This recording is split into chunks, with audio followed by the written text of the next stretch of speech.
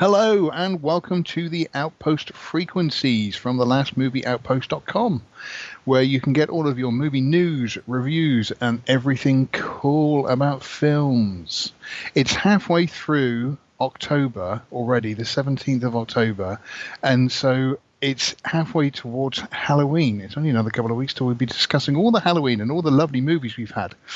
Anyway, in the meantime, I want to say hello to Drunken Yoda.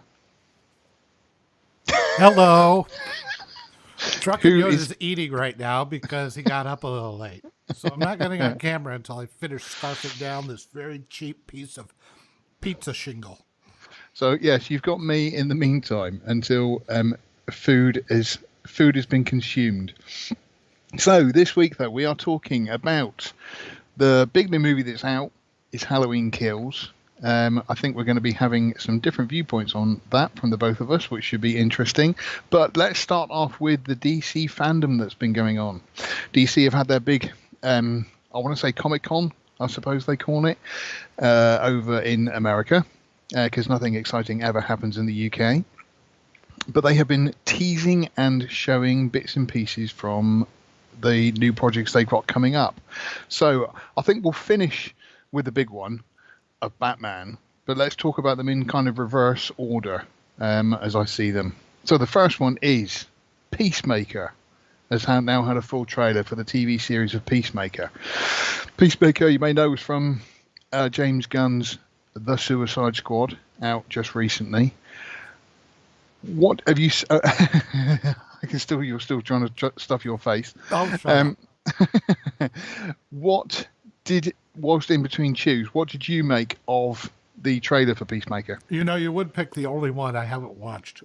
That was the one I missed. I mean, I'll tell you what. You talk about it, and I'll watch it here for a minute. right, fair enough. I mean, personally, when I enjoyed the Suicide Squad, I thought it was great. It was a good film. I didn't rate Peacemaker as a character particularly. There was nothing that made him stood out as any different or anything else, and so I wasn't, overly impressed with him. And then to see that he's got his own series, I was kind of, okay.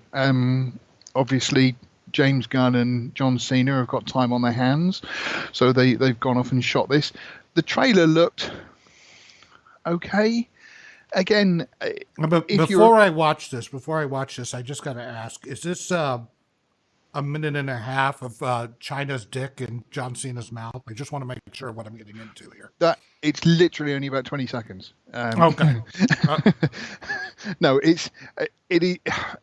like I say, I just don't understand where they're going with this. I didn't think he was a particularly big or impressive character, and to get his own series, it looks like it follows off after Suicide Squad, where he's in hospital, and then he comes out and joins a team where they go around killing bad guys. And it looks like it's the same principle that, spoilers if you haven't seen the Suicide Squad, where they first meet up with those rebels and they kill quite a lot of them, and then the rebels turn out to be the good guys. It looks like that happens a bit, so they end up killing the wrong people. And so, I can't. I'm finding it hard to sort of say anything positive about it, because it's just not something that interests me in any way. Okay. I've watched about 45 seconds and I'm already out. Seriously, I'm done. I'm like going, part of it is, hi, everybody. I put me on. Part of it is that I'm just not impressed with Cena right now. I never disliked him. I thought he was okay in certain roles. Yeah. But that whole thing where he was basically blowing China in Mandarin, Was embarrassing. Embarrassing doesn't even begin to cover it. It's over in the UK at the moment. There's quite a lot of actors that do adverts for certain things, car insurance and that kind of thing.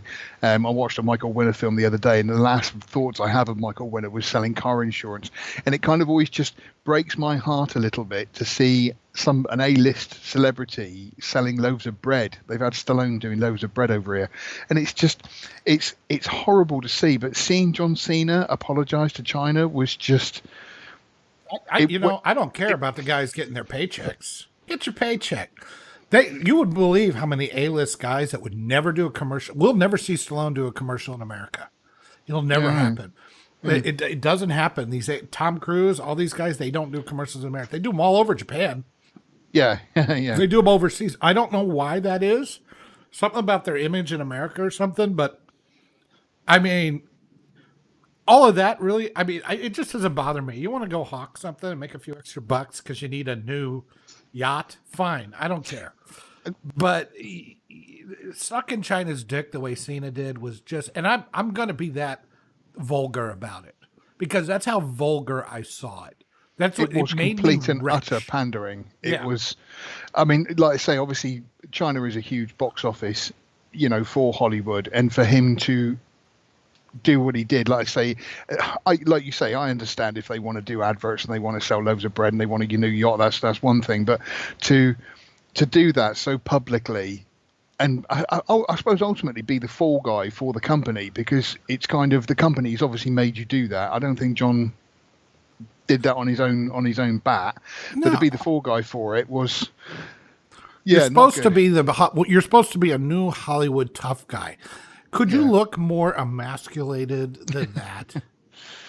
I mean, I was just even if he was wearing a dress and a wig, it wouldn't. He might have. Yeah, it would. Yeah, it would have been even less. He looks less ridiculous in the Peacemaker outfit, and that's a ridiculous costume. Yeah, and it's meant to be ridiculous, and he still couldn't even come close to him going, which was basically, I'm sorry, I'm so sorry, I'm such a piece of shit, China, I love you. Oh, fuck yourself, Cena. The whole thing, the trailer, I did think was, especially when Cena in his underpants dancing, was very much a, look how buff I am. Oh, I love me. I'm great. Yeah. And James loves me as well. Hey James, look, I look good. And it just seemed like a bit of a vanity project for the both of them. I mean, there have been some of these, like Schwarzenegger and a couple of others. I think even Stallone did stuff that kind of, like, I think Last Action Hero is a terribly underrated movie. Yeah, and absolutely. It's basically Schwarzenegger ripping on himself. Yeah. As well as the action movie genre in general at that time. And, I appreciate that. He's in on the joke. He knows what he is, but he's also taking a piss out of himself. Yeah. And that's fine. I got no problem with that. But Cena, like these Suicide Squads, it's like the way he presents himself in them. I think you're right. It's not. Yeah, I'm taking a joke, and look how awesome I am for taking the joke. It's like a meta upon meta, and when you peel it all away, it's just a arrogant gas bag. I think it's like you say that if you're taking the mick out of yourself, you kind of do it. But if you stand there and go, "Look, everybody, I'm taking the mick out of myself," that takes the edge completely off it. Exactly. That's what I'm saying. He's trying to draw attention to himself on how humble he is. Oh, go away. So this whole thing really just I don't know. I found it to be I cannot take anything he does seriously anymore. After the China thing, I can't believe him. I can't trust him. I think everything he says is horse shit, and it's just to enrich his wallet or his image or his career or whatever. Yeah. And there's nothing genuine about the guy. That's where I'm at with John Cena.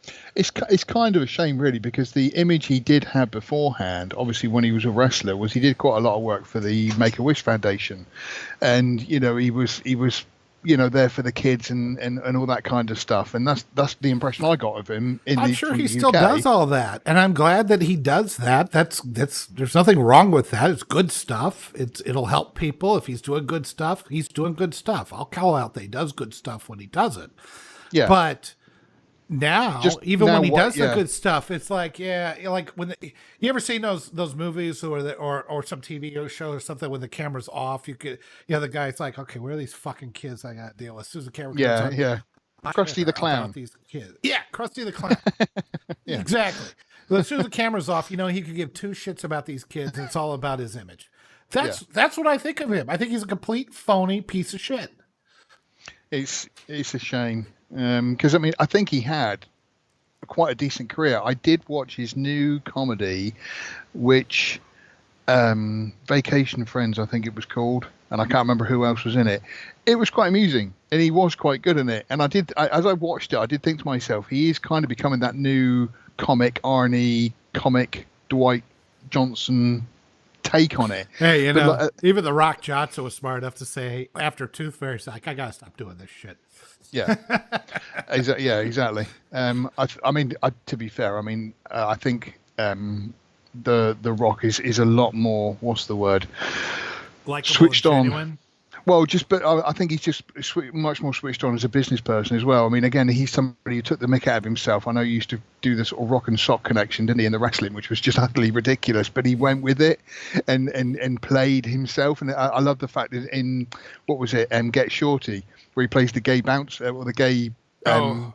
was that he was a Get Shorty? Wow, I didn't know that. I'll have to watch that again. That's a long time ago. It's really funny because, he does that whole monologue from... He Got Game or something or other, and it was so stupid, but he's fine taking the mick out of himself, and he doesn't do that in that condescending way. He is just having fun with it. I'll tell you, I've heard that there were fights, like arguments and stuff between The Rock and Vin Diesel on the Fast and Furious franchise movies, but my impression is that The Rock is the hardest working guy out there. Like, he's never not doing... He comes out with like 2 or 3 movies a year sometimes. Yeah. And in the meantime, he was working on that show. What's it called? Ballers or Ballers, something? yeah. Ballers. That's right. He was working on a full-time show. He was constantly doing, like he would be announcing Super Bowls or something. Yeah. There isn't a time when the guy isn't working. I was like, the guy has to be that jacked just to carry the weight of all the shit that he has to do. So, a guy that works that hard, I tend to be more forgiving of a guy that works that hard because the guy you can't fake a work ethic, No, and like you say, with how buff he is and everything else, and like on his Instagram and that, he is somebody who, like you say, I just don't imagine it. I imagine he sleeps like 2 hours a day, and the rest of the day he's reading scripts and working out. You gotta give him credit, man. And speaking of The Rock, I keep calling him The Rock. I should call him Dwayne Johnson, but he'll always be The Rock to me. Special place in my heart and all that. But speaking of him with the fandom, he has also now released some footage of Black Adam. He has, and I liked it a lot. As far as there wasn't much there to make any decisions on. Yeah. But it had a good look. It had an interesting, like he immediately killed the guy, which that tells me they're not going to pull any punches. Hey, if anybody's watching on there, I would love to know. I've been having problems with voice matching up to you speaking on Skype. You look fine when I'm looking right at you. But I think Streamlabs has a problem with that. So if you guys could tell me, if those of you watching, if you throw it in the chat, whether not George Lucas's voice and video are matching or not, I'd appreciate it. But anyway, oh no, it's not terrible, but it's it's just a little off, and it really showed up when I thought it wouldn't be so bad when I was recording, but the Star Trek video came out. Ugh. So I got to make different property changes on these things. I'm just not sure how to do it. Being British, I am actually out of sync all the time. It's possible. It's an English thing. So coming back to Black Adam. I have no idea who Black Adam is. Obviously, he's got quite a comic book following. One of the comments that was interesting in the talkback from the website, from the lastmovieoutpost.com, is they were saying how Black Adam is the bad guy, and he is quite a horrible bad guy, and whether The Rock is now going to then turn him into a likable bad guy. Well, it depends on. So I've got a lot of his. I have a warm place in my heart for the Shazam mythos. Right. And I used to have I think I still do, a reprint copy of the very first issue of Shazam from like 1941 or whatever it was. Wow. When he was still called Captain Marvel. And Black Adam in recent times. So there was, he was a bad guy for a long time, and he's not afraid to kill you if he feels like you need some killing. He is a man of, I think he has a code, and he does believe in justice, but he's kind of a few steps past the Punisher in justice, Okay. and what he believes is justice. But there was a time that, so a lot of people, when you hear the New 52, people forget that after the Infinite Crisis in 2005, this was to commemorate the Crisis on Infinite Earths from 1985. So, it seems like every 2 years or so, DC is having some sort of crisis event. And the crisis. Something's going on. Quick, we need a crisis. We need a crisis. Yeah, we're running low on some money. Yeah. So we need a crisis. But the Crisis on Infinite Earths was a big deal. It was a huge event because they had all kinds of different parallel universes. They had Earth 2, which had an older version of Superman and Batman, and the Justice Society with the old Flash and the Green Lantern that's Alan Scott, all those guys. And you had Earth 1, which was more the continuity that you think of when you think of DC. You had Earth 3, which was the crime syndicate, which was weird parallel versions of the Justice League, but they were evil. So instead of Batman, you had Owlman. Instead of Superman, you had Ultraman and Superwoman instead of Wonder Woman, and they were all bad. And then Lex Luthor in that universe was good. So kind of a mirror universe kind of thing. And then as they had bought companies, they bought Charleston Comics, and that had the Peacemaker in it, as well as Blue Beetle, The Question, Captain Atom, and several others. And they also bought from, I forget the name of the comic company, but they bought the Shazam properties. Right. And that was Earth S. So when they did, so now they have all these different titles that they've got. And they're all in different universes. And it's just, if you were a DC reader in like 82, 83, shit was pretty confusing. It sounds it. Yeah. So they have the Crisis on Infinite Earth. Great. Put it all together into one Earth, and then everybody's on the same Earth, and they make different stories from there. Now, of course, they couldn't let well enough alone, and they kept fucking with it. You had Hyper Time, and you had in the 90s, and then they were constantly, well, then this actually happened. No, it didn't. Yes, it did. They didn't know what the fuck to do with Power Girl. She was the Supergirl of Earth 2, but she was like the daughter of Superman, or maybe an adopted daughter. It was all a mess.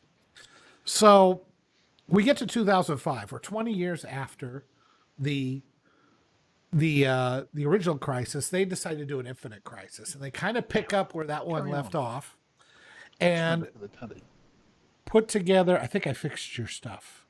Sorry. And yeah, Matt Mandelson is like, only every 2 years they do a Crisis. Yeah, being generous.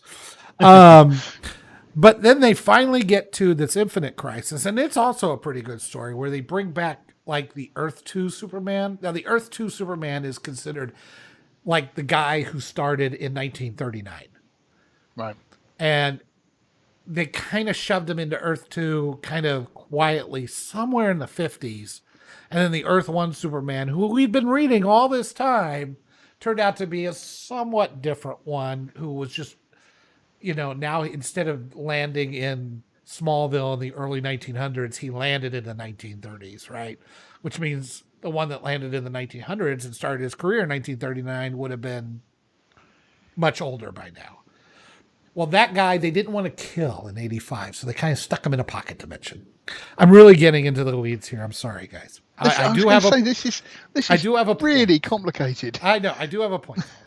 So anyway, they bring him out of this pocket dimension along with a couple of others, and they have this beautiful event, and that Superman dies, and Batman, Superman, and Wonder Woman kind of go on a year-long hiatus. And then the next issue after that, it was like 1 year later. That's what they called it. Gap All year. right. I told you all that to tell you about this. The story of the year between was called 52. And they had every week they had a comic. 52 weeks in a year. Every week they had a comic story. And it centered on a few different characters. One of them was Renee Montoya, who became the Question in this, I believe. Ralph Dibny, who was really despondent after his wife was killed in Identity Crisis. Booster Gold, Running Through Time, and then Black Adam.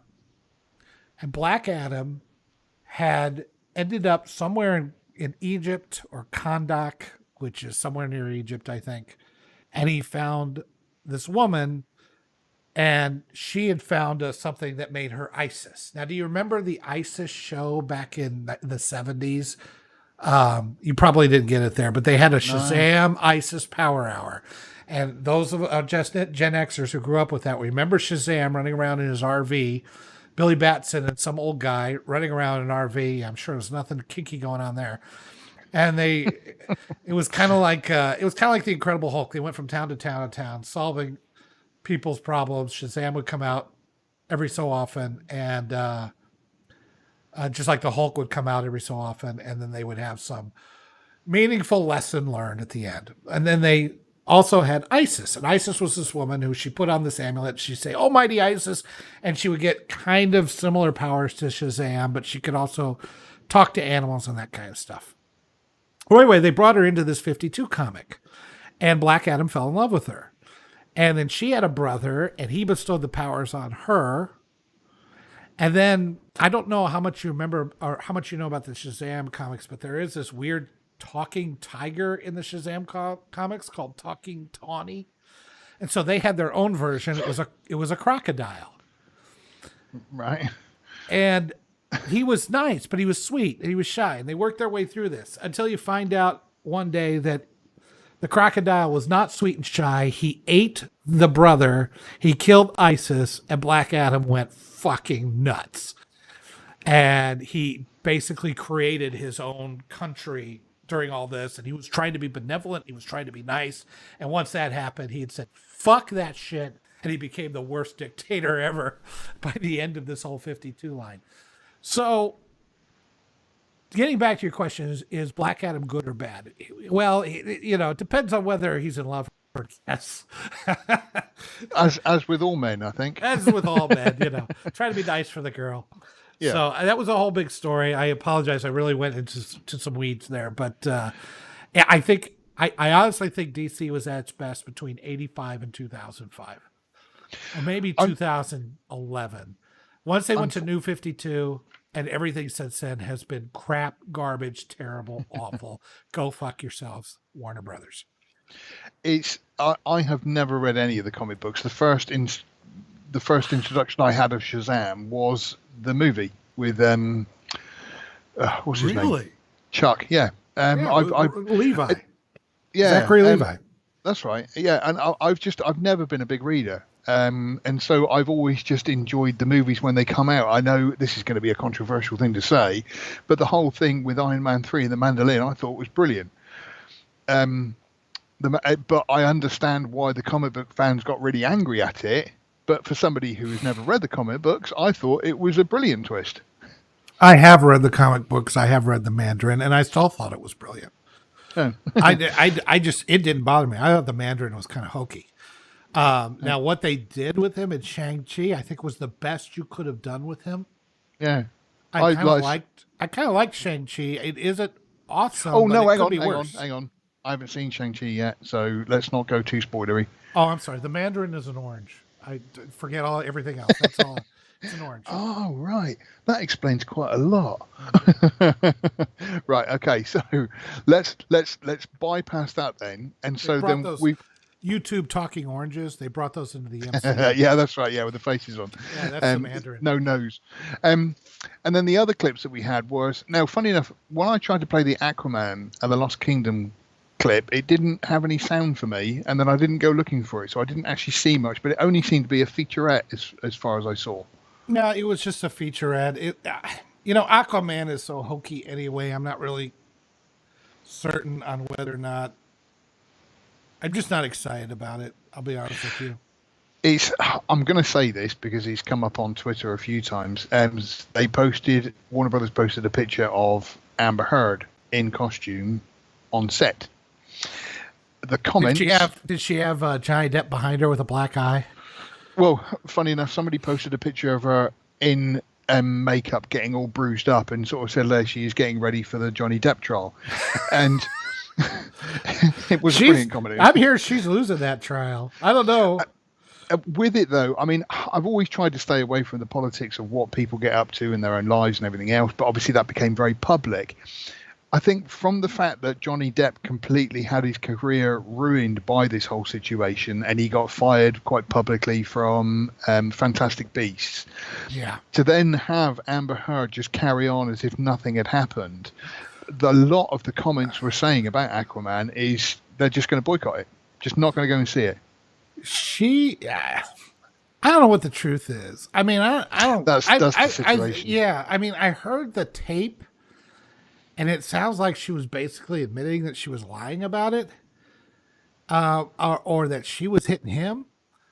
And people are more honest when they don't think anybody else is listening. So I kind of tend to believe that kind of stuff. But I don't know if she's. I don't know. I mean, Johnny Depp's kind of a piece of shit too. So I don't know. I completely appreciate he's not perfect. From the bits and pieces that I saw and what I read, because obviously there was a whole big case in the UK of him suing the newspapers and everything. From what I saw, it did seem that she was just as guilty as what he was, if not more so. And I am in the opinion that if people boycott it and the movie is a failure, then it is kind of Warner Brothers' own fault. They fired Johnny Depp from a movie. They shouldn't keep Amber Heard on. It just seems ridiculously unfair. Both of them were to blame. I'm kind of the opinion, look, their personal lives are their personal lives. Their work lives are their work lives. I know it's not the same as being an accountant, I suppose, but... and they lead very public lives just by the nature. You mean you've never heard of the exciting world of accountancy? Oh, you're in for a treat. Nobody's heard of that, George. Nobody's heard of that. I don't know. Like, I don't think people should be fired for their jobs necessarily because of shit they're doing in their personal lives if it doesn't affect their jobs and it's not criminal. And this appears to be a civil case. So if it's a civil case, you can have them in the. I can decide whether or not to go. I don't believe in the boycott either. I mean, I believe in people making their own choices, sure, but then funny you say that about people making their own choices. The problem then we then have is that, like we've just said, we've read a couple of articles about it. You've made up your mind, I've made up my mind, and then that's what people do. But then it's generally, like we've seen on social media, it's the loudest voice that generally is the truth, and so. As soon as somebody starts, oh no, Amber Heard, she's really bad and everything else, and Johnny Depp is great and whatnot, somebody else goes, yeah, that's what I heard, and that's how it all kind of spins out of control. It's going to be interesting. You're right. It's going to be interesting to see what the numbers on Aquaman are when they come out. Well, here's the thing: Amber Heard is not the main draw, obviously. No. And it's the Jason Momoa show. Who probably that poor guy sitting on the side going, I didn't fucking do anything. Why are you fucking with my livelihood here, you two? Get it together. Did you not hear about the bank I robbed? This is great. God damn it. So, yeah, I don't know. I mean, it looked like a behind the scenes. I think we can move on. Let's talk about the actual trailers. Hello, Sean. Hang on. Hello, Madelson. Welcome. I was going to say, Sean did say hello. Hey, Sean. I wouldn't say when you say about the trailers, the Flash had a clip, but again, I wouldn't say that was really a trailer, was it? Again, that was it felt like more than a clip, or at least they kind of went back and forth. They had a lot of voice. It felt like a teaser at the very least. I love the outfit. I don't know why people love the old outfit in the Justice League. that looked like Power Rangers shit to me, or transform. It's like full of shingles and and plates and stuff stuck together. It's like, how's he running that? That doesn't look fast. Now he's got this really sleek suit with the Tron lines on it and stuff. I'm like, going, with a spray can yellow and things on it. I don't care. It looked sleek. It looked fast. It looked cool. It looked like the Flash to me. I was fairly impressed. Let's talk about that voice that introduced it. Yeah, because the whole voiceover was Michael Keaton. Obviously. Yeah. And so, of course, you're listening to it and going, oh, right. And then there's that shot at the end of those ears. Yep. I would like to have seen more, but now, am I clear in saying that, or am I correct in saying that there was like 3 Flashes standing there? One was a girl, one was a guy. Are we talking about many more multiverses? Oh, no, I didn't get that impression. I know there was 3 of them standing on there, but I don't know if there were 3 Flashes or just 3 heroes. And I didn't get. I've only watched it the one time, so I need those of you watching it. Yeah. With it, I think it's one of those situations where they were trying to keep Michael Keaton under wraps as much as possible. But then obviously somewhere... Well, don't put his voice over it there. Jesus Christ. No. That's what I mean. It's as though they were trying to keep it thing. But then it's only in the last month or so that then people have been leaking photos of Michael Keaton on set. And so I think they've just sort of gone, oh, grief, it's kind of been spoiled now. Let's just embrace it. I did not need the blue balls with the Batmobile. I didn't need that. You got he reaches. Yeah, he reaches towards the tarp. Yeah. He's getting ready to pull it. He finally pulls it, and they cut before you see it. Oh, I see. Oh God! To see which one it was. Yeah. Just show me the fucking Batmobile. Again, it's going to be interesting the way that they pan this out. I think we'll come on to this a little bit later, but what they are trying to do in trying to build, to me, doesn't seem like they are still aiming towards anything. When you had, and I know obviously not everybody's going to like this comparison, but when you had the Marvel, you had Iron Man then set up, and then Captain America and the others, and it was building towards them becoming the Avengers.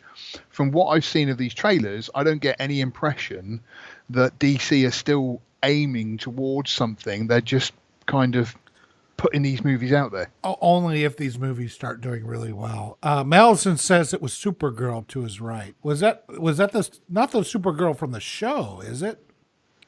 Oh no, did not. I think I'm sure I read that now that that's been said. Is it a Supergirl or the last Supergirl? Or is it Helen Slater?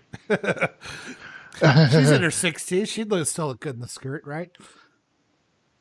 Oh, yeah. It's kind of one of those things where it's not morbid fascination, but I kind of want to see it just to sort of say, oh, right, that's what they did. And just hope that that's not just the main crux of the whole thing. It looks bizarre, which already I'm going, I mean, I didn't see it going, wow, I wasn't predicting things. I was like, going, okay, that looks interesting. They're going into Michael Keaton's Batman. That's interesting. I only got a quick glance. So Madison is screaming Supergirl at us. We got it. So, that they're bringing in other heroes, maybe from other universes and that sort of thing. I don't know. I felt it looks interesting to me. It looks, and I got to say, I really love the new Flash outfit. I loved it. I thought it was great. Are you going to get one, are you? Well, I couldn't fit in one. You just be going, trying to breathe in. Oh God, yeah. I need a Flash girdle first, and then a Flash suit. And then, obviously, speaking of Batman, then we have got the final trailer of The Batman with Robert Pattinson, Matt Reeves' take on it, which again, I quite liked the trailer. I saw it and I did sit there and think, yeah, I'm going to watch that. I'm going to quite look forward to that. But I still couldn't help thinking that it's now another Batman. It's not. I was not impressed. I'm going to take a very contrarian view here. I was not impressed. Now, I don't want to say that. Of course, I'm going to go see it, and of course, I like Batman, and it may be very, very good. Well, I wrote down the lines from this trailer, and you tell me how many of these are cliche or just stupid. I am vengeance. Okay. Yeah. Then you have the girl go, "We're not so different. We're not so different, you and I." I mean, okay. I can take care of myself. Yeah. It's only going to get worse from you. I don't care what happens to me. Cliche after cliche, or just empty line, and then the criminal going, "Who are you?" Yeah, they did that back in '89, right? Yeah, because that was the introduction to Michael Keaton, really, wasn't it? And then the thing I hate in trailers now, I can't stand it anymore, is when I don't know. It's the way they music up the trailers now, and it's just a fad. But every time they music up the trailers, as soon as they get to an action beat, somebody's banging on drums the whole time during the action beats to really enhance the action beats. Stop it! It could have been worse. It could have been oh, hallelujah. Yeah. At least they got over that, and we don't hear the Inception anymore. Yeah. And then the Riddler's riddle, the one that they show in this teaser, it sounds like something from a kid's cartoon. What's black and blue and dead all over. And then to top it off, just in case it wasn't stupid enough, he goes, "You." Hey. I'm like, oh God. I'm looking on the comments. I'm going, people are creaming their jeans over this trailer. I'm like, what are you getting so excited about? These are terrible. When I read these out of context, I'll be honest with me, George, aren't these terrible fucking lines?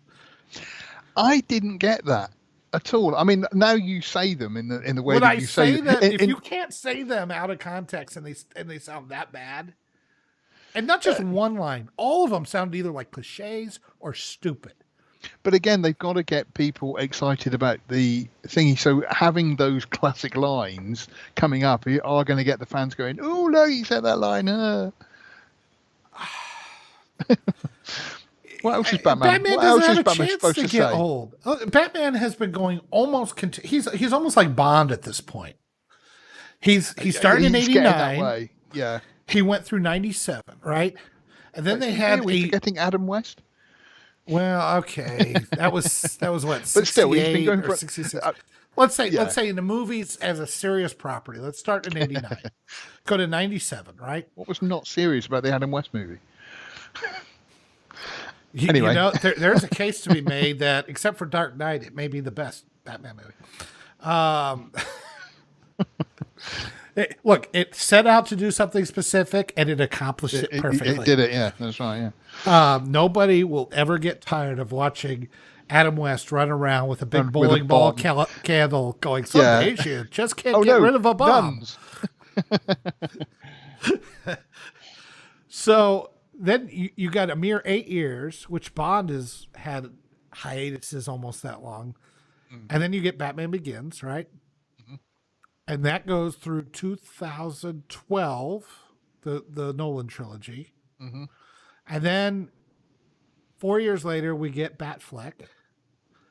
And we've been seeing him even up through this year with the new Justice League. And now we're getting a new Batman in 2021 or 2022, I guess. Yeah. And I don't know. I feel like every line in there was recycled for something we've already seen before. But it wasn't done that well. Now, I'm going to be fair. Visually, and some of the things they're trying to go for, except for the emo haircut on Bruce Wayne, I think it's got a lot of interesting looks to it. If they were going to take it in a new direction, I'd like to see it in a nice, happy Gotham City, where make it in Free City from Free Guy. Well, that's what the Adam West one was. Yeah, I suppose. Yeah, everything does tend to get ridiculously dark with Batman, and it's kind of. I mean, that's in some respects. I know this is again a controversial thing to say, but with the Justice League, it kind of didn't work because you had everything set in this dark, and it was supposed to be Batman versus Superman was supposed to be Superman. He's all set in a much happier, nicer place Yeah. of Metropolis, and Batman is in this awful, dark, dingy Gotham City, and that's certainly what they've looked like they've done with Gotham City in this one. Yeah, I agree. I think, I mean, everybody's got to do dark, dingy Batman. That's what Batman is for the most part. Ever since Frank Miller did Dark Knight Returns, although there's something to be said that even in the 70s he started going down that path. And of course, when Bill Finger did them in the I know whoever. Bob Kane, Bill Finger, whoever is the guy that won't make everybody mad. You pick that guy. That's the one I'm saying. Okay, Kane, Finger. I don't care. I don't give a shit. But he was dark back in the 30s, and he even shot people back then. So, yeah, Batman is dark and everything. I don't have a problem with that. I'm just looking at this, and what I'm seeing. Maybe interesting. I don't know. I'd like to. Maybe the next trailer will give me more meat and potatoes to it instead of just a bunch of cliche, stupid lines. But it does seem like the whole of the DC fandom has been. Last week, somebody has gone, "You've got all the stuff ready for next week, haven't you?" No, it's 3 weeks away. No, it's next week. Is it? Yeah, no, it's ready to go. Fuck. Don't worry. It does seem a little bit like that. Cut, They paste, kind cut, of paste, they, cut. Yeah, I am the and- night. Cut, paste.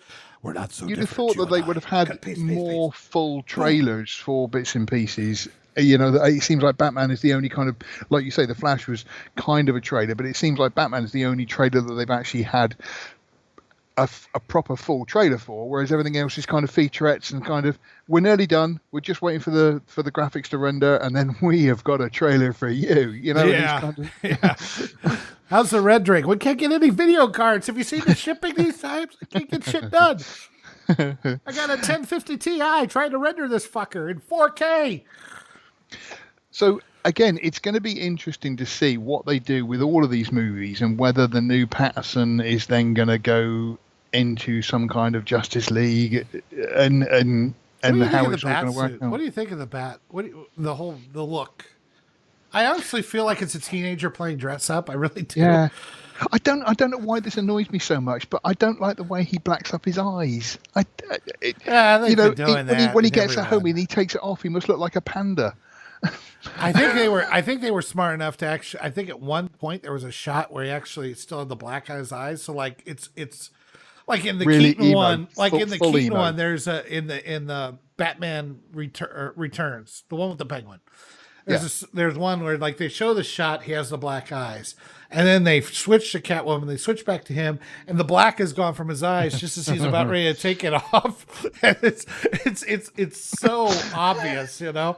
And so at least if I saw it correctly, it looks like they're going to just say, yeah, we make it canon because that's a thing he does to deal with to keep it black. I don't mind that. I really don't. The black of the eyes and everything. I don't think it's a bad look. It's just me, I suppose. I like it better when he has. I loved it, and they had a reason for it where they put the glass over his eyes and just made them white.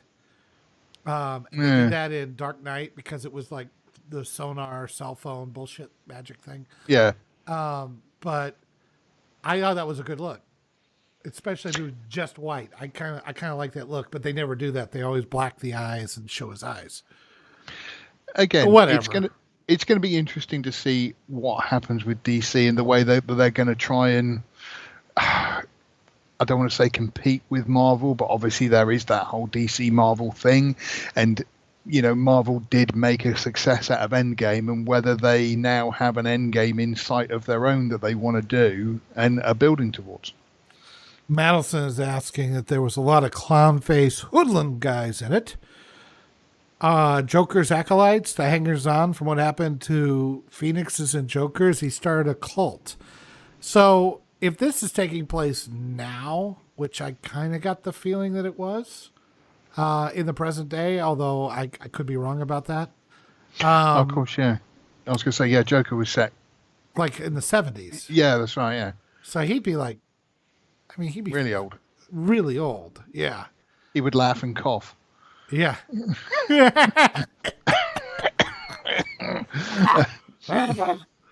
Is that Batman or Catwoman? I can't quite make them out. Oh, Batman. So What was I saying? Let's move on from all of those, and now let's talk about, and we're going to say spoilers because I'm probably going to mention spoilers, but Halloween Kills.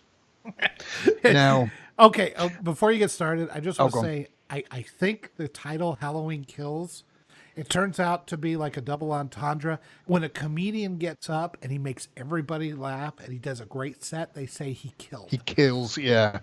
I'm pretty sure that's what they were going for, because this was, and I read your review and I agreed with every word of it.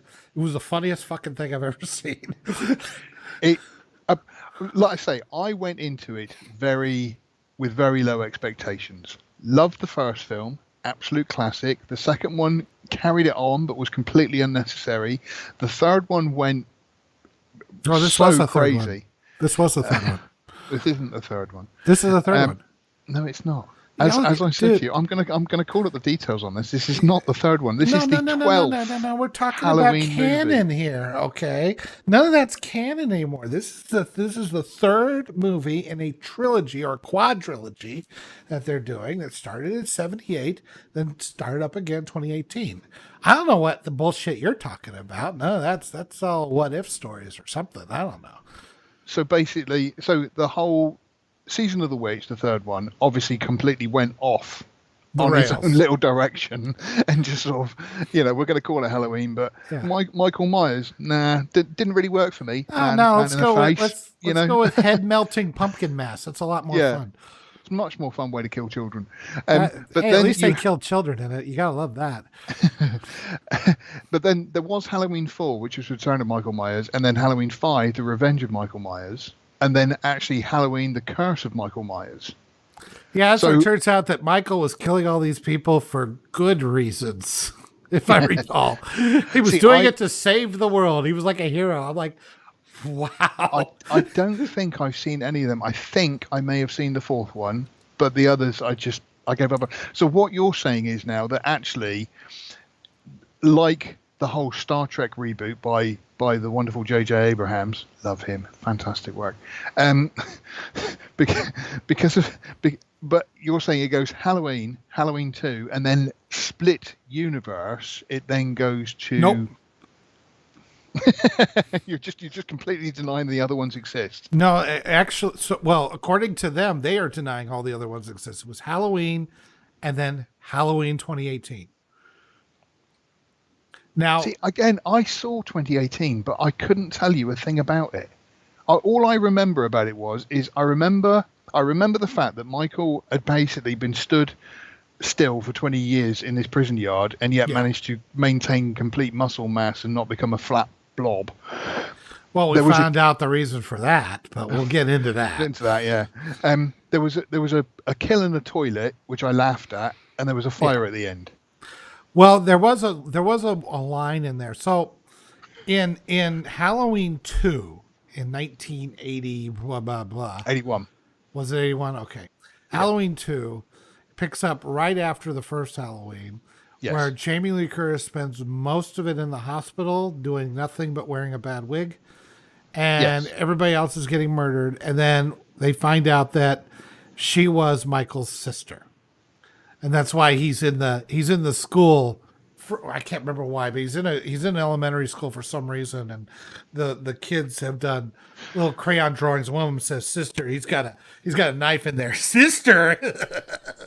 So he wants to kill her because he's her sister. Well, then they have the curse and the revenge and all the other ones that came out. And then they get to Halloween H2O. And that's the one that 20 years. And that one, they throw out everything after Halloween 2 and start from there with Jamie Lee Curtis in the H2O one. And then they do Halloween Resurrection. That's right. Which is a sequel to that. So then those four were considered canon. Halloween 2, H2O, Halloween Resurrection, and all that shit in between was not. Such an insult, isn't it? then they reboot it. But And I have directed a Halloween movie. No, you haven't. no, you No, haven't. no, I did. I have. It's on my IMDb. Nope. No. Yeah, this is continuity that even James Bond series gone, God damn, man. Yeah, man. So Extreme. God, pick a lane. So then they get to 2007, I'm gonna say, and they do Rob Zombie's 2 Halloweens, which I did not see, and I hear were absolute shit. I've got them on my list now because I kind of want to watch them out of morbid curiosity because I am not a fan of Rob Zombie. I think he is a hack who just uses swearing and violence to make his films good. And I don't know if has he made a good one? I don't know. I've given up on a lot of his stuff. But yeah. So then he did his 2, right? But then you're saying then it went dormant for a while. And then they come out with 2018. Now we're at H40 apparently, and we've decided that everything after Halloween 1978 is tossed in the dumpster, and you are starting over again as the true sequel to 1978's classic Halloween, with everybody old, everybody older than dirt, and oh boy, Jamie Lee, man, she is. I know she's well into her 60s, but she looks it. I know it's a horrible thing to say. Wow. I'm the same. Back in the day, she was an incredibly beautiful woman, and she still is. I can't. I paused the scene on True Lies many, many times. I'm not ashamed to say. Well, I'm a little ashamed to say. I love Trading Places. Brilliant film. Yes, but I mean, she looks old, and I did feel for her because I didn't really do anything with her hair and makeup at all to sort of even make her look a little bit glamorous in it. Well, and that's, to her credit, given the situation, that's probably more realistic. The problem is that this movie doesn't give a fuck about realistic. I don't know what they tried in 2018 to bring him back down to earth, like he was the boogeyman that just escaped from an asylum again, right? Yeah, that's all he is. Yeah. And then in 2018, or in this Halloween Kills, I should say, they've gone off the rails. I don't know what the hell I was. For people who haven't seen it yet. Should we say spoilers now? I know. I'm just saying. There's like real major spoilers coming up now. Okay, spoilers. If you don't want to do, skip on ahead, or don't watch, or wait, come back after you watched it, or and then just stop watching, or be smart and don't bother to watch it at all. Yeah, that's right. It's okay. So with it, the bit that got me about let me give it. Do you want to give a plot synopsis, or do you want me to? Let's just break down the plot as it goes through. Now, I mean, that opening sequence is we pick up exactly where 18 left off. Laurie has been stabbed, but they have trapped Michael and they have set fire to the house, and he is now going to die. Hooray! Right. But as Laurie is being taken to the hospital, fire engines go to the house. So here's a funny part. You say we pick up right after 2018 left off. You are correct. We also pick up through flashbacks exactly after 1978 left off. This is true, yes. Because at first I was quite confused with what was going on. I don't think the initial setup. Yeah, the initial setup didn't seem to make all that sense. I felt, and like I say, I was kind of, hang on. So when are we now? Right, and yeah, because. Right, let's get to the fire because this is where it starts to go completely downhill for me. So right after the opening credits. Yeah, that's the when fire it went is completely downhill for you. As soon as it said directed by, then it went to shit. It was, but you set up the house is on fire. There's no way Michael's going to get out. The fire team get in there, and one of them falls through the floor into the basement where Michael is. Now, the bit that really got me when I first saw this was right. So Michael is alive in a massive house fire. He is not come to smoke inhalation at all, which generally kills more people than the fire itself. Yep. And he's got a rubber mask, which is not melted. Apparently not. So I immediately was sort of, oh, right. Okay. maybe he's got breathing apparatus under the mask or something like this. There is a theory going around on Twitter that it's the mask that gives him his power, and obviously gives him fresh air and water and everything else he needs to survive. Well, it is maybe he's got 3D TV in there as well. It is a Captain Kirk mask. I don't know if you knew this or not. It is the original one is old. Yeah, they turned it inside out. And they threw some hair on the top. Yeah. And so, I mean, it's the power of the Shatner, man. I mean, that guy is 19, just been to space. He just went to space. I begin to believe it, man. Yeah, there's no denying it. But so Michael takes out this firefighter, and then emerges from the house. And again, I properly laughed at this. He emerges from the house to these firefighters, and a fight breaks out, because obviously all firefighters are going to see this man and say, gosh, look, there's a man just come from the house. Let's get him. I mean, again, I laughed at that, but then I properly laughed when the man started up the rotary cutter. That was awesome. They were ready for it. It was funny. Like, one guy pulls out a halcon, and the other guy's got his axe, and the one guy... He's ready. And I'm like, are we going to fight this fire? No, I just brought this stuff. I've got a baseball bat just in case there's anybody in there who's a bit dodgy, you know. Now, to be fair, if you saw that dude come out of there like that, knowing that one of your guys probably got killed by him or something, you heard some screaming or something, you might have been like if it was a normal person, you probably would have gone running up and say, hey, let me get you out of there. Let me help you out. Yeah. When that guy comes walking out, you'd be like, what the fuck am I looking at? I don't know that I would have immediately revved up the cutter. I can see one of the firemen with a shotgun and sort of saying, Barry, when we said we're going to fight the fire, we're not fighting the fire. Yeah. Why did you bring a shotgun? Well, just in case of, doors. Yeah, hinges. That's right. Sometimes you got to shoot the fire in the face.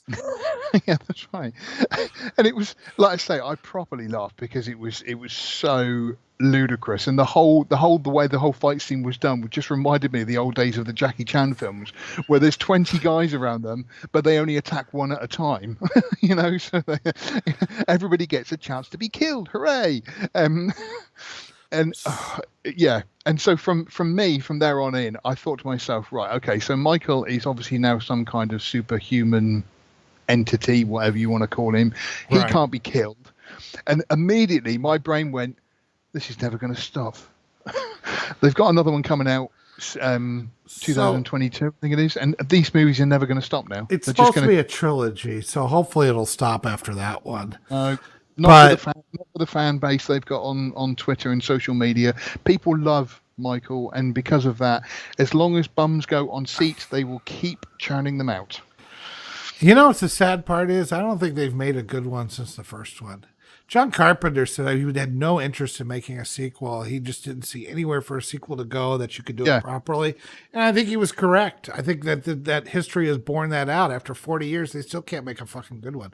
The last one in 2018 wasn't bad. It wasn't terrible, but you know what? I need to revisit it and give it another chance. Because again, I went in with very low expectations, and I don't remember liking it. But I will give it another go. It wasn't great, but at least it tried to address things like post-traumatic stress syndrome and what you would be like if something like that happened to you, and why Lori is the way she is at this point. I was kind of into some of that stuff.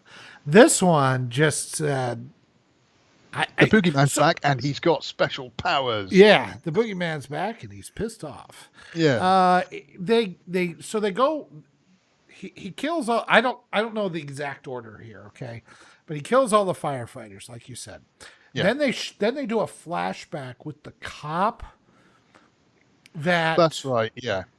Apparently shot his partner trying to kill Michael. Yeah. And it's kind of absurd because like he gets perfect aim in his partner's neck. Yeah. But then when the guy falls to the ground and Michael's still standing there, he is missing all over the fucking place. And Michael slowly walks to the door. Obviously been to the stormtrooper shooting school. Yeah. And so he feels bad about that. And then Michael he feels bad about that. He feels a little bad. I like that just little throwaway comment. So he shot his friend in the neck. Michael gets away, and he feels a bit bad about that. He feels a bit bad about that. I'm trying to be generous, diplomatic. Right? Okay. There was also scenes before that, before he got back, because that was in his old house, right? Yes. Michael's old house. That's right. The one where he was a kid and he killed his sister. But you say that, but then later on you join the gay couple, and that was today. That one took place. Oh, in right. 78. Sorry. Yeah. Because they kind of inserted Loomis back in there a couple of times, which was kind of fun. Yeah. But before you kept he looking got at it and back to going, his house, "Is that Donald Pleasance?" Donald Pleasance. They dug that poor bastard up. Just let him die. So he's wandering around the neighborhood trying to get back to his house, where he likes to stare out the window, I guess. That's all the poor guy wants is just go upstairs and stare out the window. Why won't you leave him alone? Give the man a nice window with a nice view, and all the killing be stops. Fine. He won't fuck with you. Yeah. So he's up. He's trying to get back to his house, and on the way there, he stumbles across a kid who just got bullied. Yeah. And then, did he kill anybody else on the way, or no? Because the kid got scared, and then Michael disappeared when the police turned up. Michael disappeared. Yeah. So then they get to the house. The cop shoots his partner trying to get him. Michael goes back downstairs. The cops have surrounded the house, and Michael just gives up. And that's how he got back to the asylum that we see him at in Halloween 2018. Well, oh, right. Yeah, because there was a bit then at the end about what happens. Because hang on then, that doesn't make any sense. That comes a little later where he says, this is all my fault because after I shot my partner, somebody was going to shoot. Yeah, Michael gave up, and one of these guys was going to shoot Michael in the head. One of the cops was just going to shoot him. It was Loomis was going to do it. Was it Loomis or was it the cop? I thought it was the sheriff whose daughter was killed. Oh no, yeah, you might be right. Right, anyway, because this is really important. This is how confusing this thing is. It's jumping back and forth. It's doing all 10 kinds of stuff. 10 minutes in, we are 10 minutes in. Yeah. Now this particular flashback came much later, but I'm going to just do it now. So try to shoot him in the head, and the guy who shot his partner stops him and says, this isn't right. And then later on he regrets it. He's like, I wish I had, because none of this would be happening now. Debatable, but okay. So then we're in the present. We have those kids that were the one that Lori was babysitting, the kid that was nearly bullied. That was bullied, and the nurse that was in the car with Pleasance, and they all have like a drinking thing together, along with Anthony Michael Hall, who he plays somebody. No, apparently he replaced Tommy. Tommy was played by a different actor, and as far as I'm aware, Michael Anthony Hall replaced him. Okay. And as an aside, can I say, some guys, some child actors and some people as they get older, they kind of look like themselves but are older. Anthony Michael Hall does not look fuck all like he did when he was a kid. I would not know that guy was Anthony Michael Hall in The Breakfast Club. I disagree, because every time I saw him, I saw him from Weird Science with a bra on his head. And so that really, for me, that really took the edge off. I know what you mean, but every time I saw him, I sort of puffy and weird. I don't recognize him anymore, but fine. Like I say, I did, and it took the edge off, but yeah. So then they're having this drinking thing, and he gets up on stage and tells them all about the boogeyman. And then there was some guy that escaped from the asylum as well. Yeah, again, this is another bone of contention for me, because I have no idea who this was. And I don't either. I don't know if he was I guess he was in the last movie, but I don't recall. Oh, I'm glad that wasn't just me, because again, I was confused at the whole situation because we will come on to this, but the whole mob justice thing later on. And again, they got this guy and then he died. And I was just thinking, but who was he? A little part of me was actually thinking, was it Loomis? He was there to show us the evils of mob justice, I guess. Yeah. But I'm like, this is a fucking Halloween movie. Who gives a fuck about your moral preening? Just show me Michael, shoving some guy into a blender ass first or something. I don't need this shit. No, well, we'll come back onto that. So Tommy I'm totally lost and confused. You're gonna have to take it from here. That's all right. So Tommy then basically the word of the day was "evil dies tonight." Evil dies. They said that which 7,433 times throughout the entire movie. And basically Tommy says it comes on the news that Michael is now out and he is now killing again, and so everybody starts to freak out. So Tommy rallies mobs to go and get him. As you do. And again, I put this in the review that I had. I mean, I genuinely laughed because he seems to just be talking to strangers and sort of going up to them and saying, "Oh, evil dies tonight. We're going to get Michael Myers." And he says something along the lines of, "Okay, if you see Michael pop up somewhere, then you try and pop up somewhere else. We've got to surprise him." And I'm thinking, I couldn't understand it. It was so badly done. It was it was awful. Hey everyone, evil dies tonight. Here's some pamphlets. Pop luck. Here's some brownies. Evil dies tonight. If you've got guns, bring them along. That's fine. Baseball bats will do. That's right. We've got Mrs. Cabodash here. She's bringing her lovely Jello mold, and it's got a file and some dynamite in it. I think there was a lady on the news, and she said, "Oh, this is Haddonfield. It's a nice place to live." And I kind of thought, right. So all of the other previous movies, all the other killings, makes it a nice place to live. There's only one movie before all this. Sorry, don't forget. Yes. No, you said two, but yeah.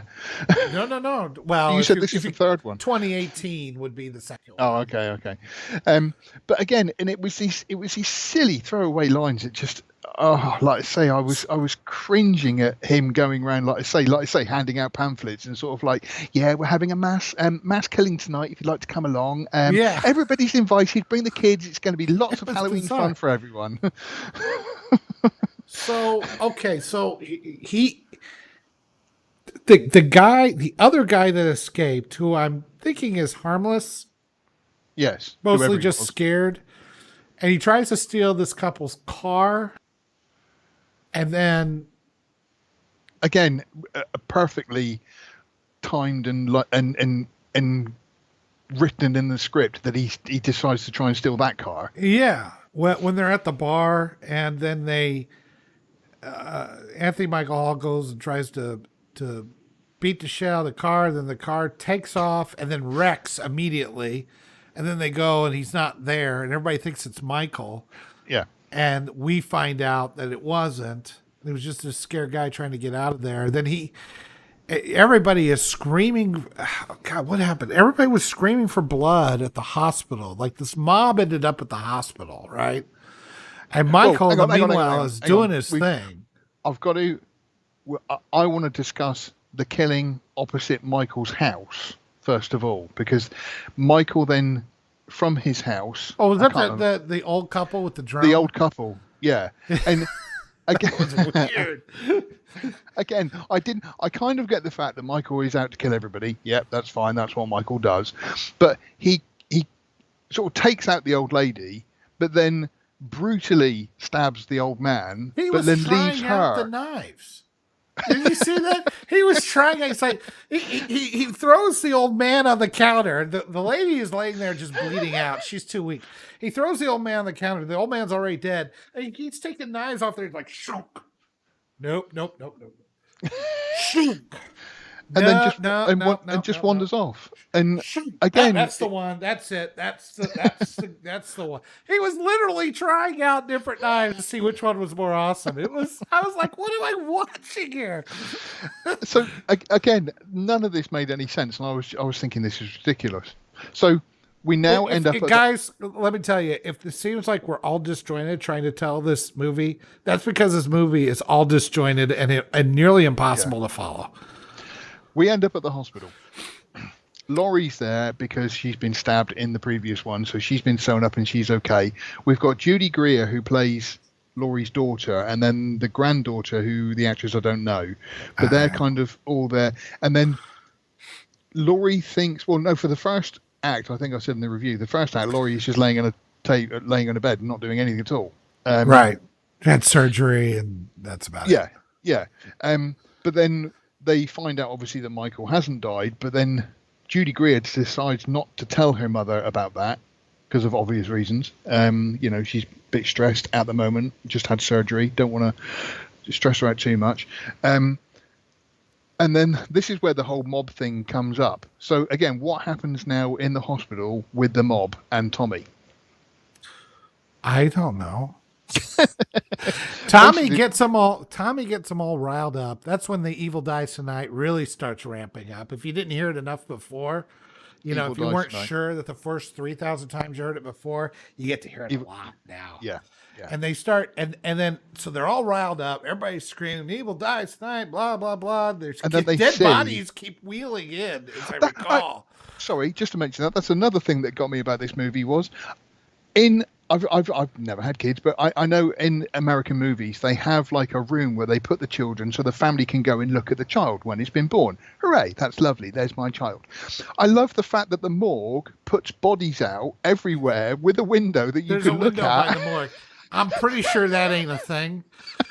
The morgues are usually in the basement. Hey kids, look at that. The morgues are usually in the basement and off limits to the public. Yeah, and they're not in normal hospitals. That doesn't happen. Apparently in this hospital, they just leave bodies lying everywhere that everybody can see and get upset about. Yeah, this one didn't even have his sheet over him. Like, at least if it was covered up, there was a toe tag. Like, you could kind of see that. He was in transit. Yeah. This one, the sheet is off. His face is all fucked up. He's white. And the mother comes over and she's like by the window going... And then you kind of want to see your doctor sort of going in and holding him up going, "Don't worry, Mom, I'm okay." It's like a Weekend at Bernie's movie. Yeah, exactly. But again, sorry, I just had to mention that because again, I was looking at it. That did happen in the movie. Why are they just bodies in the background like that? Again, didn't make any sense. But then this inmate turns up. Yeah, he turns up like everybody's yelling, get the crazy man, get the psycho, get Michael Myers, blah blah blah, and he's like, "Help me!" And they go, "It's him." He's like 3 feet shorter. He's fat. There's no way this is Michael Myers, But it's because one person pointed and shouted Michael that everybody then said, "Yes, that is obviously." And Michael. This guy was like, "Uh-oh." Michael? Who's Michael? I kill him, I got a scar. But then there's this whole scene where they're then chasing him up the stairs and everything else, and then suddenly Judy Greer has a whole pang of conscience. Yeah, sort of like, oh no, hang on a minute, this isn't Michael, I'm going to save this man. And so she locks him in a corridor which is easily accessible at both ends. And then as she's having her crisis of conscience, Tommy has the same as well. And Tommy has a real crisis of conscience of, we may have the wrong one. What do we do now? What's amazing is like she's like got him locked up and she's going, "Stop, I need you to listen," or something like that. Yeah. They can give two shits. I mean, they just start bashing. And I think part of it is that when she yelled, we couldn't hear her because they were just, playing the music. I was like, well, if you would turn her volume up, maybe they would have heard her. But, yeah, that's right. Knock it off. Oh, stupid more dog troubles on the last movie Outpost. Yep. Like I say, but it was just funny the way those two were just having that crisis pang of conscience. It would have been nice to see everybody sort of going, but look at Tommy, he's having maybe I'm having one too. So the dude, this guy, whoever he is, just says, "Fuck it, I'm tipping out," and he breaks open the window and just kills himself. Yeah. And again, I ain't dealing with this shit. Still don't know who he was or why he was there or he was anything. There I thought to that show was just the me. evils of mob violence. That's the only thing I can think of. Maybe he was in the last movie. I have no memory of him in the last movie. So with it, basically, what it taught us is don't listen to misinformation and Facebook is bad. That's what we got out of that. I think that's reasonable. Yeah, sure. Yeah. It's as good as any other fucking message in this movie. And then all of this really just lets Michael just go on a rampage. Now, again, this is one of the other things that I had issues with. That there is a whole sequence with the couple that we met earlier whose car was stolen. They've got another car, so it's fine. They go out and they come to a park, and there are some kids playing in the park who obviously don't believe the adults and everything else. And one of the previous actresses from the flashbacks, who's now older, goes over to the kids and says, "You've got to get out of here," and blah, blah, blah. And that's when Michael then attacks the car. And again, he jumps on top of the car. They've all got guns, but they obviously fire out the windows, because what you wouldn't do if a maniac was on top of your car is shoot up. That would just be a waste. Yeah, of course. Now, did he kill the nurse in there, or did she get away? I was not She got clear. away. She got away somehow. Yes, somehow. But I think because she was off with the kids, I think it was, and when he attacked the car. The black couple who I can't figure out why they were even in this movie. They were at the beginning. They were in the bar, and they were kind of arguing about something. And she was a doctor, and he was a nurse, even though they were dressed differently for Halloween. But they made it a point to say she was the doctor and he was the nurse. So I think they were trying to do some sort of, I don't want to use the word token. Gender roles bullshit. But again, it was kind of like with the gay couple in their house. It was just kind of we've got all the bases covered. Yeah. Everybody's covered. We got everything covered. Have we got somebody in a wheelchair we could bring in? No? Okay. Next movie? Brilliant. Yeah. Yeah. I think that's coming up. So they did... The black couple, they have a little argument at the beginning about something, and then he stands up to the group that turned out to be Tommy and the nurse and the girl, the survivors. And they were being a little too boisterous. He asked them to quiet down. They say sure. And then they decide to join them after having a couple of drinks at the bar. Decided to join them on a manhunt for this psychotic killer, which gets them both killed. In the same regard as the Martha moment, they all have a hatred of Michael and all become best friends. But why does that couple have a hatred of Michael? They got no past with him or nothing. They just kind of tagged along to be. Well, a fake Michael just wrecked their car. They were cannon fodder. Yeah. Well, that got me as well, because when they were in the car, the black girl escapes from the car, but then Michael kills the husband and goes for the other lady, but then the black woman comes running back, and I thought, what did she do? Get out of the car and then just run off? Oh, my husband's in that car. Yeah, but I'm not. Yeah. While Michael's busy with them, I'm going. And the gay couple that we're talking about, they actually remodeled Michael's old house, and they remodeled it it's like right out of an HGTV. Yeah. We need an open concept. Here's the open concept. Lots of beautiful decorations and everything, and they're called Big John and Little John. That's what they call each other, right? Again, the whole thing with them was just very, very token, I thought. It was, and they get killed. One guy, because he gets his eyes pushed through the back of his head, and the other guy just gets stabbed by a knife that's about this big. Now, coming back to these again, I mentioned this in my review. Michael kills the people in the car, and then when all the other people turn up at the park, Michael has arranged all the bodies quite nicely. Yes. He does the same with the gay couple. Is this something he did? Again, I don't... As I said in my review, he's obviously got a thing for feng shui. No, they shouldn't be laying that way. Maybe if he's laying on there... No, that's good. That's good. I like that. Mm-hmm, Did he do that in the original Halloween? Did he do something similar to that in the original Halloween? I remember he putting on the sheet and putting the glasses to pretend he was the boyfriend. Boogeyman, yeah. And I remember him lifting up a guy and then stabbing him and then just letting him go so that he could hang on the wall, or the girl. I don't remember which. Because he hangs one of the girls up at the swing. And again, can you imagine sort of like him doing that and then somebody sort of going, "Oi, what are you doing?" Oh, and quickly running off. Why would you just go back to it and just rearrange everybody so that it looks better when other people turn up? Oh, this will be much scarier, right? If I have them in the thing and then spin the little thing around. Well, then that's going to be so creepy. There was a photo of the two gay guys. Oh, yes. And then he arranged the two gay guys kind of like that photo. Yeah. But is that something that he's known for? It feels like a Texas Chainsaw Massacre thing, not a... I can imagine him going through the people's phones going, "No, I can't do that one. Can't do that one. Yeah. Oh, I could do that one. Oh, yeah, I could do that one." But again, it made no sense that Michael seems to have like an artistic bent. Yeah. With everything he's up looking out his window. He's happy. Yes. The girl, the Strode's granddaughter, her boyfriend... Yeah. And her boyfriend's father, who was one of the survivors, I think he was the kid that was bullied. They know he's going to the house as they trace all the places of all the dead bodies and the direction that he's going. So they go to the house. The father again, goes in by himself. There's a single gunshot. No, wait, because again, there was a perfect setup of, okay, we do this together, we go in together, we're going to go in and get Michael together. No, I'm going to go on my own. I'm going to go on my own.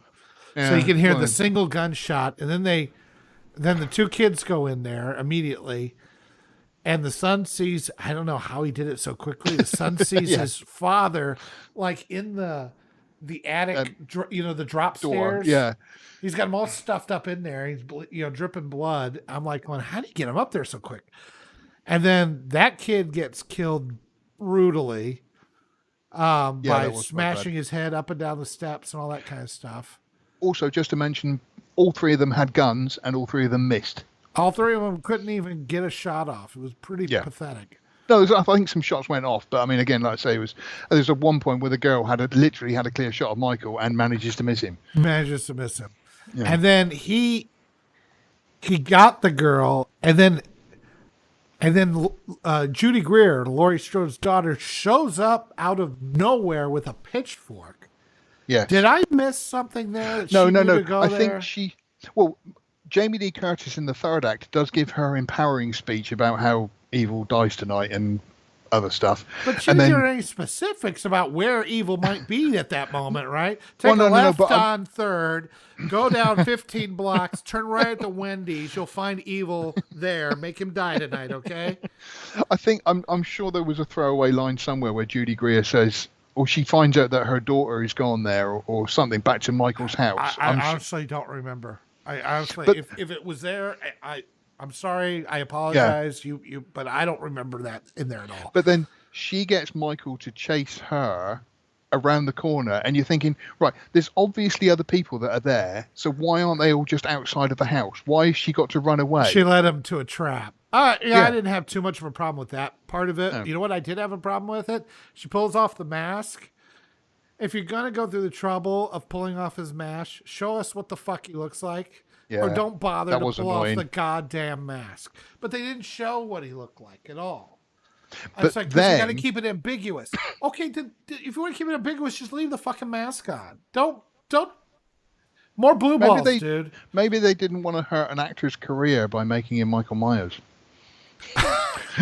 If we show your face on this, you are going to be remembered as Michael Myers forever. He's in his 60s. He probably looks like Armin Shimmerman from Deep Space Nine, like Quark without his makeup. This old guy with a clear crown line. I don't know. The end of this is that the mask comes off, but then he looks like Michael is completely outnumbered and people start beating him and everything else. But then he manages to get the mask back on, or he puts it back on. And then because he puts on his super magic helmet, he's back, and no matter what, he gets stabbed and goodness knows what, but he's fine. Hooray. I don't know if it was the mask or not, but I mean, they shot him in the head. They shot him in the chest. I would love to see a good beheading at this point and see what happens after that. But yeah, and then he does basically what he did to the firemen. Yeah. It was kind of a repeat of that scene. Not to sort of say stereotypical Americans, but I would assumed everybody had guns, but some people just had 2x2 planks. Less people have guns than you might think. I don't have. I was going to say, well, is it sort of like you're on a waiting list for your gun? You got 3 weeks, but here's a 2x2 plank just in case anybody does break into your house. Well, some of them I think just wanted to enjoy a good beating. That's right. I'm going to put a nail through the end of mine. That's right. So Judy Greer is killed. Anthony Michael Hall is killed. So thankfully, those two don't have to fucking get dragged into the next one. Judy Greer, you are so much better than this. My contract said 2. That's all I'm doing. That's right. She's out. I think the granddaughter's still alive. Oh, she's got a broken leg, hasn't she? She's got a broken leg or something. Laurie's still in the hospital. But the main thing is, Michael's still alive. Michael's still alive. Look, guys, we tried to explain this movie as best as we could. I honestly, at the end, it's bizarre. They made him a supernatural being for some reason. Lori had this big speech at the end where she was saying, the more you try to kill evil, the stronger he gets. So it's like, the angrier Hulk gets, the stronger Hulk gets, I guess. I don't know. The more Michael killed, the more Michael be strong. But then that doesn't make any sense that he's been in a home for 20 years and not been killing anybody, unless he can get like his special powers from killing cockroaches. If he kills a cockroach, he gets a little bit of evil, from just killing those kind of things. Somebody on the chat said, "Hey, now has just said that Michael Myers is actually not bad looking." Michael Myers is actually not too bad looking. How do you know? Hey, now, how do you know? You couldn't get a good look at him. Yeah. I noticed he had some beard stubble. That was all I noticed. Oh, that makes him evil. Anybody with a beard is evil. Everybody knows that. Fuck. I'm only half evil right now, see? Yeah. I'm full on evil. You got the full-on evil going. I've got the English accent as well. That's right. You should be in a Star Wars movie, telling them to get those rebels. You rebel scum. So overall, the movie was. I did think it was well made. I think that the photography was very good. The actors gave good performances. The music was nice to have John Carpenter's theme back in. Yeah, it was a well made movie, but it just had no backbone or script to hold it up. The opening with the orange font and the old credits and the flaming candles and the flaming pumpkins and things like that, and the skull breaking into skulls. I was like, that really felt like a throwback. You just don't see them doing opening credits anymore and anything. Well, and usually the opening credits are really grandeur and everything else, whereas obviously on a budget in the original, the best that John Carpenter could do is literally a pumpkin with a candle. Well, you think about any Marvel movie, they just start the movie. And then at the end, they do the big credits with a big statue and things like that. And then they do a mid-credit scene, and then they do the scrolling credits, which is kind of like the end credits. So everyone puts the opening credits at the end of the movie anymore. And so that part felt like a throwback, and then I was like, oh, that's a lot of fun. And then they did the directed by. Then they started the movie, and it all went downhill from there. It was like I say, I went in with low expectations, and it did make me laugh in places, but it just the next one is just I'm going to go in thinking it's a comedy. Oh, some of it I kind of appreciated because I was laughing. Like the fireman scene. That was funny as fuck. That was funny. You're still laughing. Look at you. No, it was just the throwaway thought of a firefighter, and they're all turning up with planks and guns and chainsaws and everything else. No, we're not actually fighting the fire. Yeah, but there might be somebody in the house who's evil. Oh, I hadn't thought of that. Oh, they were ready, man. They were ready to throw down. When that guy revved that chainsaw or whatever, the circular cutter, I was like, oh, so that's what this is. Okay. This is where we're going with this movie. Gotcha. All the seriousness, all the grounded stuff you tried to do in the last movie, fuck that shit. We got a firefighter going to fight. Yeah, I was going to say, every time we go to a fire, you start up that motor. Yeah, but today I need it. But today, aren't you glad I have it? Yeah, all the good it did you. Got it shoved through your skull. Yeah. And then immediately gets killed in the first, even before he gets a chance to use it. Yeah. Oh, man, I've trained for weeks with this thing. So, yeah, that was Halloween Kills. Unfortunately, not the greatest of movies. If it was a comedy club, it definitely killed. I can't recommend it. It's unless you're just looking. If you go into it with the attitude of I'm going to laugh. A few people on Twitter have actually said it's like their second favorite of the entire series. It's not good, guys. It's a bad movie. Is it a entertaining movie? See, again, I wouldn't say it was a bad movie. It's just, for me, it was the script that let the whole thing down. The script is the backbone of. If the story is shit, everything else is just window dressing. There are scenes that look nice. Would you ever watch it again? No. Yeah, exactly. That's my point. No. I'm like, this has got the story is all over the place. I think they're trying, like you said, they have the tokenization and they want to talk about mob justice or something. And I wonder then what the hot topic of the next one will be. yeah, and then Michael Myers is now some sort of demon, god, evil incarnate, Super villain. super villain or something. I don't know. Whatever they were going for in the first one, that is gone, and now it's. This is exactly why John Carpenter wanted to stay from any sequels. Well, he's got an executive producer credit, so I think that's so. He has no problem collecting checks. Like, you want to make a remake? Fuck it. Here, just send me my check. I don't give a fuck. Do you want to read the script? No, just give me the check. Just give me a check. Go with it, yeah. I'm trying to go on tour with my band. I need you to help me out here. So. Okay. So, do you want to wrap up or shall I? Sure, I'll wrap up. So, I was just going to say, I think next week we will be talking about June, because it is. I swear, every time you say it, it sounds like you're saying June. I'm like, what? Like July? No, I want to talk about it now. Sorry, Dune. Dune. Dune. It's proper English. You wouldn't understand. I obviously not. But I mean, that I have got my tickets for Thursday. I am thoroughly looking forward to seeing that on the big screen. I've been waiting since last December when it was originally supposed to be out. But yeah, next week we will be talking about June. I will probably just watch it on my HBO Max on my big TV, which is good enough for me, because I am not. And you know, my problem with Dune is that my only real exposure to it was the David Lynch.